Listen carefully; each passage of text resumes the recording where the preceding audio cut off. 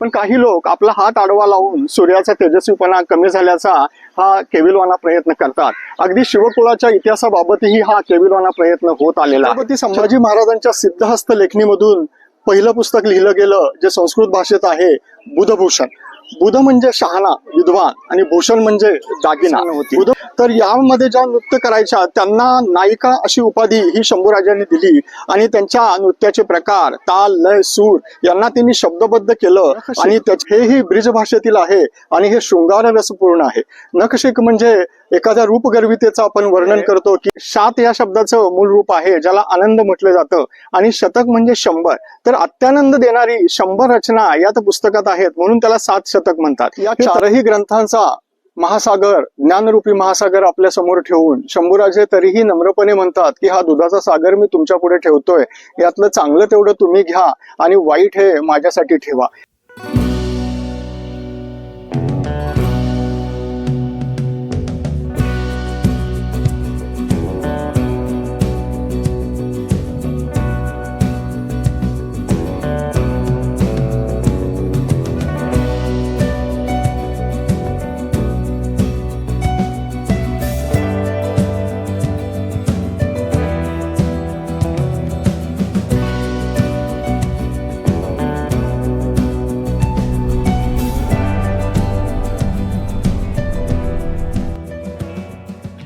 जय शिवराय मंडळी, डॉक्टर प्रसाद ट्रॅव्हलिंग या युट्यूब चॅनलमध्ये तुम्हा सर्वांचं पुन्हा एकदा स्वागत। मंडळी, सूर्याला ग्रहण लागतं किंवा काळे ढग आडवे येतात तेव्हा त्याचा तेजस्वीपणा कमी होतो, पण थोड्या वेळाने ते अडथळे दूर झाले की सूर्य तेजस्वीपणे प्रकाशित होतो।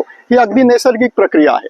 पण काही लोक आपला हात आडवा लावून सूर्याचा तेजस्वीपणा कमी झाल्याचा हा केविलवाना प्रयत्न करतात। अगदी शिवकुळाच्या इतिहासाबाबतही हा केविलवाना प्रयत्न होत आलेला आहे। छत्रपती संभाजी महाराजांचे ग्रंथसंपदा म्हणा, साहित्य म्हणा, साधारण 300 वर्ष दाबून ठेवण्याचा कपाळकरंटेपणा या मराठमातेतल्या काही तत्कालीन इतिहासकारांनी केला। परंतु डॉक्टर प्रभाकर ताकवले यांनी खूप मोठं संशोधन उतार वयातही करून त्यांची ग्रंथसंपदा आपल्या समोर आणली। या संभाजी महाराजांच्या ग्रंथांचा थोडासा धावता आढावा घेण्यासाठी आज आपण आलो आहोत तुळापूर या ठिकाणी, जिथे छत्रपती संभाजी महाराजांची समाधी आहे। या तुळापूरचा इतिहास सांगणारा व्हिडिओ, तसंच त्यांना पहिल्यांदा जिथे धर्मवीर गडावर आणण्यात आलं तिथला व्हिडिओ आणि संभाजी महाराजांच्या हत्येची आज्ञा जिथे देण्यात आली त्या शिवशंभू तीर्थाचाही व्हिडिओ आपल्या चॅनलवरती आहे। मी डिस्क्रिप्शन बॉक्समध्ये त्याची लिंक देतो, तोही नक्की पहा। हा ग्रंथसंपदा दाखवणारा व्हिडिओ जर तुम्हाला आवडला नक्की लाईक करा, चॅनलला सबस्क्राईब करा आणि आपल्या मित्रांनाही शेअर करा। चला तर पाहूया शंभूराजांची ग्रंथसंपदा।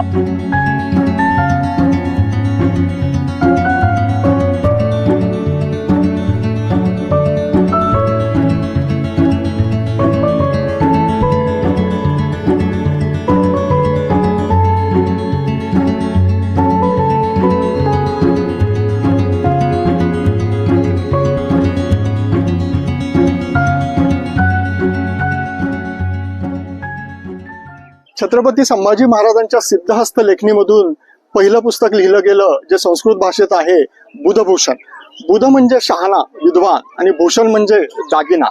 बुधभूषण ग्रंथामध्ये पहिल्या अध्यायात संभाजी महाराज आपल्या पूर्वजांचं स्मरण करतात तर सर्व देवतांनाही वंदन करतात। दुसऱ्या अध्यायामध्ये विशेष राजनीतीवर भर दिलेला आहे की राजाची वर्तणूक कशी असावी, राजानं कसं वागू नये याचे धडे त्यांनी त्या दुसऱ्या अध्यायामध्ये दिले आहेत। आजच्या राजकारण्यांना सुद्धा आणि जनमानसांना सुद्धा त्यातून घेण्यासारखं खूप आहे, हे ते बुधभूषण वाचल्यानंतर आपल्या लक्षात येतं। तिसरा अध्याय हा राजकन्या आणि राजपुत्रांसाठी आहे, त्याला मिश्रकांती प्रकरण असं म्हणतात। त्यामध्येही अतिशय उपयुक्त असे धडे संभाजी महाराज आपल्याला या बुधभूषण ग्रंथामध्ये देतात। डॉक्टर प्रभाकर ताकवले यांनी संस्कृत मधून मराठीमध्ये या बुधभूषणचा अनुवाद केलेला आहे।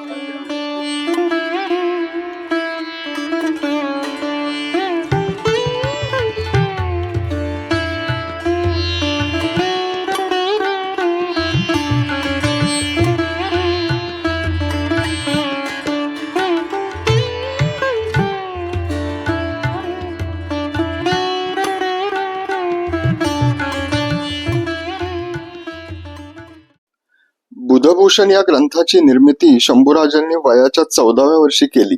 राजकारण धुरंधर संभाजी महाराज संस्कृतमध्ये ग्रंथ लिहितात यावरूनच ते सुसंस्कृत उच्च शिक्षित होते हे स्पष्ट होते। बुधभूषण ग्रंथाच्या पहिल्या अध्यायात शंभूराजे सर्व देवतांना वंदन करतात, तसंच आपल्या स्वकुळाचेही वर्णन करतात. अतिशय सुंदर आणि अलंकारिक भाषेत आपले वडील शिवाजी राजे आणि आजोबा शहाजी राजे यांची स्तुती या अध्यायात केलेली आढळते. दुसरा अध्याय हा राजनीतीवर आहे. राजा कसा असावा, त्याची कर्तव्ये काय, राजाने काय करावे, काय करू नये, गुप्तहेर खाते कसे असावे, त्यांची लक्षणे काय, याबाबतही उल्लेख आहे. शत्रू वश झाल्यानंतर त्याच्याशी पित्याच्या वृत्तीने आचरण करावे. शत्रूला लुटू नये, ढकलून देऊ नये, त्यांना पीडा देऊ नये. शत्रूच्या प्रजेची राजाने स्वतः काळजी करावी असे सांगितलेले आहे. यावरून शंभूराजांना महाभारतकारांचे कानमंत्र आठवलेले दिसतात. महाराष्ट्राचे खरे वैभव गडकोटात सामावलेले आहे. यातील दुर्ग निरूपणाचे दुर्गेश्वर रायगडाचे वर्णन वाचण्यासारखे आहे.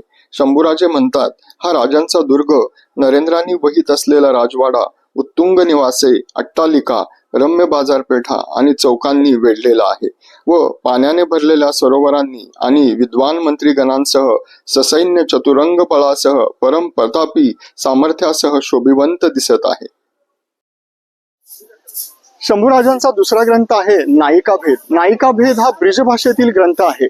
त्याला पार्श्वभूमी अशी आहे की 6व्या शतकात बऱ्याचशा मंदिरांची निर्मिती झाली. त्यात शंकराची मंदिरही होती. शंकराची आराधना करण्यासाठी पार्वती रूपाने काही स्त्रियांनी नृत्य करायला त्या काळी सुरुवात केली. त्या नृत्याद्वारे त्या आराधना करत की शंकर आपल्याला प्रसन्न होतील. तर यामध्ये ज्या नृत्य करायच्या त्यांना नायिका अशी उपाधी ही शंभूराजांनी दिली आणि त्यांच्या नृत्याचे प्रकार, ताल, लय, सूर यांना त्यांनी शब्दबद्ध केलं आणि त्याचे भेद दर्शवले. म्हणून या ग्रंथाला नायिका भेद असं म्हटलं जातं.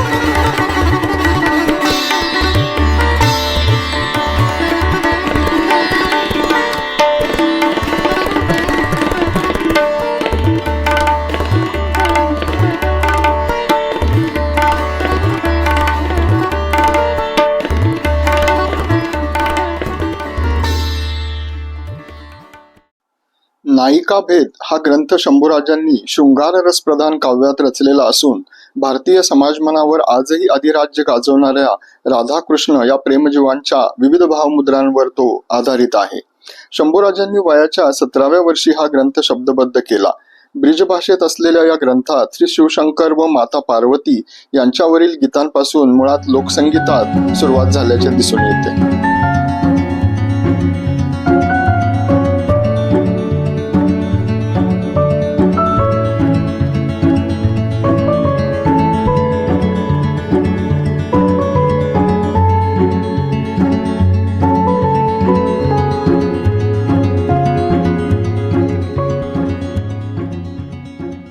शंभूराजांनी रचलेलं तिसरं काव्य आहे नखशिख.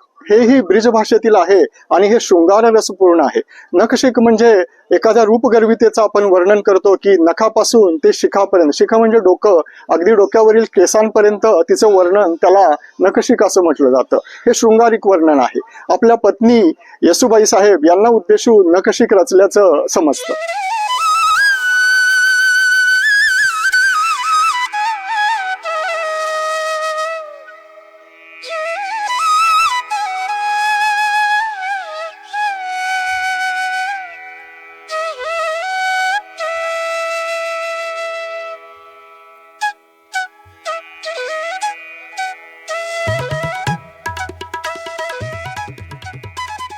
नखशिख हे नायक व नायिका यांच्यामधील संवादरूप काव्य आहे. हेही ब्रिजभाषेत आहे. प्रत्येक वर्णनामध्ये रूपक अलंकाराचा पुरेपूर वापर केलेला आहे. आपण एखादे हुबेहूब वर्णन करतो तेव्हा नखशिखांत हा शब्द प्रयोग करत असतो. उर्दू भाषेवरही ब्रजभाषेचा प्रभाव होता, पण राजाश्रयामुळे उर्दू गीतांना प्रतिष्ठा प्राप्त झाली. शंभूराजे आग्र्यात असताना उर्दू साहित्याच्या संपर्कात आले असावेत, यातूनच त्यांना नखशिखासारखा काव्यसंग्रह रचण्याची इच्छा झाली.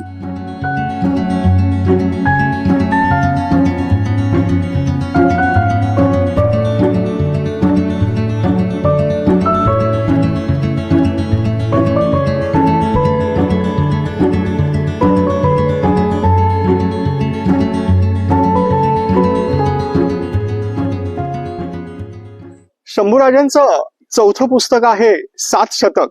हेही ब्रजभाषेतील काव्य आहे. सात म्हणजे शात या शब्दाचं मूळ रूप आहे, ज्याला आनंद म्हटलं जातं, आणि शतक म्हणजे 100. तर अत्यानंद देणारी 100 रचना यात पुस्तकात आहेत, म्हणून त्याला सात शतक म्हणतात. हे तत्वज्ञान रूपी पुस्तक आहे. संत तुकाराम महाराज आणि छत्रपती संभाजी महाराज यांच्या आयुष्यामध्ये खूप घटनांमध्ये साम्य आढळतं आणि त्याचं प्रतिबिंब हे या ग्रंथामध्ये आढळल्याचं आपल्याला दिसून येतं. तर असं आहे हे सात शतक.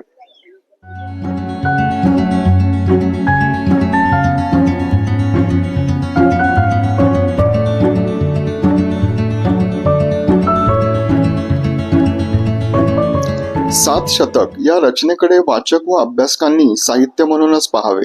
लोकसाहित्यातून लोकांना मानसिक समाधान व आनंद मिळावा अशी शंभूराजांची भावना होती. त्यांचे जीवन पाहता त्यांनी स्वतः जन्मापासूनच खडतर आयुष्याला सुरुवात केली. संकटे क्षणोक्षणी दारावर थापा मारतच असत. त्यातून बाहेर पडण्यासाठी सात शतक मधील तत्वज्ञान उपयोगी पडते, मनाला उभारी देते, जणू आनंद गीतच.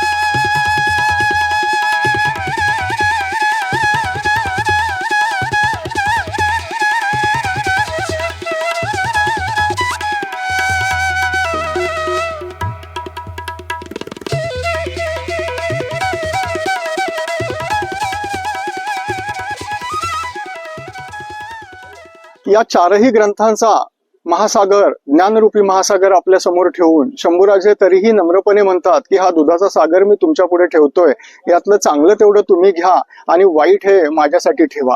एवढं नम्रपणे आपल्याला सगळं देणाऱ्या शंभूराजांबद्दल त्यांचा इतिहास विकृत करणे, ही जी लोक आहेत त्यांची निंदा करणे, ते ठेचून काढणे आपले परम कर्तव्य समजतो आपण. संत तुकाराम महाराजांच्या उक्त्यांचंही प्रतिबिंब शंभूराजांच्या लिखाणावरती खूप आढळतं. बुधभूषण हा ग्रंथ तर अगदी जुजबी संस्कृतचं ज्ञान असणारा माणूसही सहज वाचू शकतो, आणि आता तर हे सगळे ग्रंथ मराठीतून उपलब्ध झाल्यामुळे तुम्हा आम्हासारखे साधारण लोकही ते सहजरित्या वाचू शकतात. तर हे चारही ग्रंथ वाचा, हा व्हिडिओही पहा. तुम्हाला कसं वाटलं ते कमेंट सेक्शन मध्ये नक्की सांगा.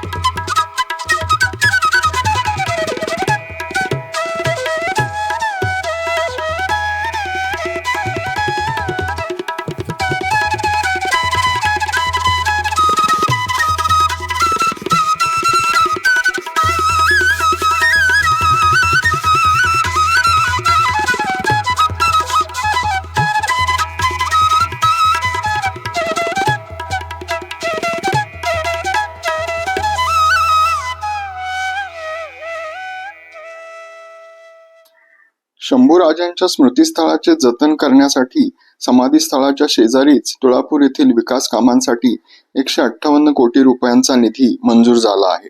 रिव्हरफ्रंट डेव्हलपमेंट, गॅलरी, संग्रहालय, प्रवेशद्वार, स्वच्छतागृह आदी सुविधा पुरवल्या जाणार आहेत. इतिहासाच्या वाटेवर आपण भेटतच राहू.